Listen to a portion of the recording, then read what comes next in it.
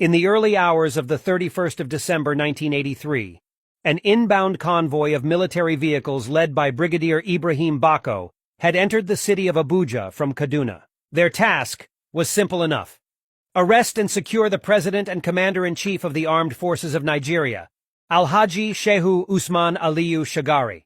This was on the premise that President Shagari's brigade of guards would have been neutralized, as planned, without violence, by Colonel Tunde Ogbeha. This was not so, and Bako was not aware of that. Worst still, the coup plot had been leaked to President Shagari, whose guards were now on high alert. After arriving at Aguda House, the presidential residence, with an armed detachment to secure the president, the stage was set for one of the most dramatic gunfights in Nigeria's political history. To guard, protect, and defend the Nigerian president was the Brigade of Guards, an elite presidential bodyguard, made up of some of the best-trained hands in the Nigerian armed forces, and headed by Captain Augustine Anyogo. They fought to the last, and in the ensuing battle and under circumstances that are still not very clear, Bako was shot dead while sitting in the passenger side of a Unimog utility truck. However, before Bako's arrival, at about 4 a.m., President Shagari had been whisked out of Aguda House by his aide-de-camp, Major Ali Gaidam. Shagari was taken to Group Captain Usman Jibrin's farmhouse in Kefi, Nasarawa State, from where the Buhari military regime took him into detention. Later in the morning, Nigerians woke up to the sound of martial music on their radio and television sets. Then, at about 5 a.m. in the morning, the throaty voice of one Brigadier Sani Abacha came on air informing Nigerians of the shenanigans that characterized the Shehu Shagari civilian government.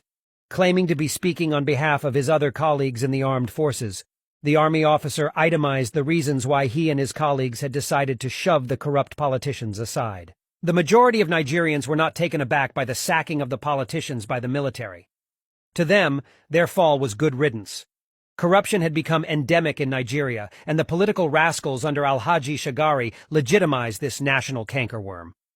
While unconfirmed reports suggest that the general officer commanding the 3rd Armored Division in Jos, Major General Muhammadu Buhari, was in on the coup plot, however, those that were confirmed to have actively participated in the coup included Major General Ibrahim Babangida, Brigadier Ibrahim Bako, Brigadier Sani Abacha, Brigadier Tunde Idiagbon, Lieutenant Colonel Aliyu Muhammad Gusau, Lieutenant Colonel Halalu Akilu, Lieutenant Colonel David Mark, Lieutenant Colonel Tunde Ogbeha, Major Sambo Dasuki, Major Abdulmumini Aminu, Major Lawan Gwadabe, Major Mustafa Jokolo, Major Abubakar Umar, and Chief Moshood Kashimawo Abiola, a business tycoon who financed the coup plot.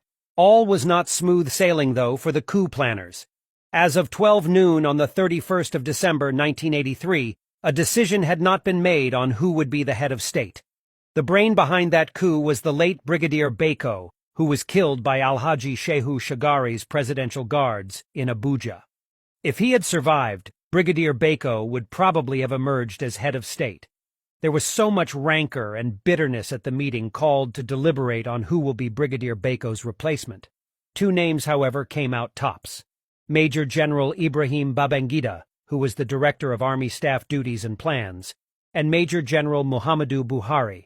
Eventually, a consensus was reached, and Major General Muhammadu Buhari was agreed upon to be the next head of state. A plane was then dispatched to Jos Plateau State to fetch Buhari, and he was made head of state. Thus began the Muhammadu Buhari Tunde Idiagbon military regime, which, unfortunately, lasted for only 20 months before it was ousted by Major General Ibrahim Babangida.